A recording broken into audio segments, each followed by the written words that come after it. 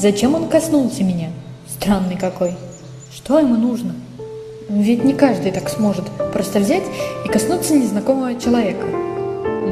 Значит, чем-то я его заинтересовала?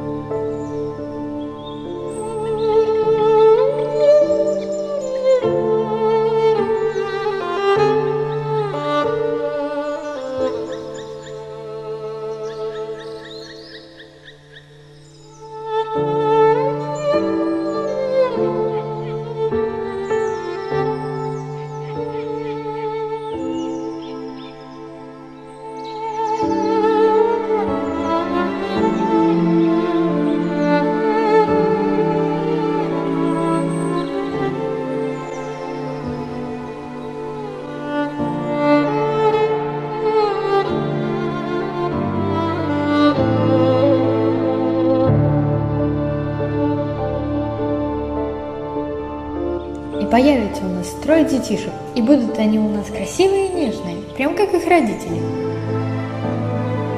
Хотя, впрочем, о чем это я? Я ведь совершенно его не знаю.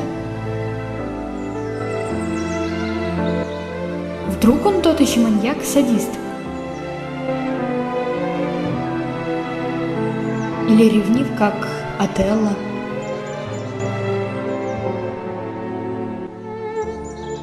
Вдруг он клонирует мне с ДНК украденного волоса и будет жить припеваючи с моей копией.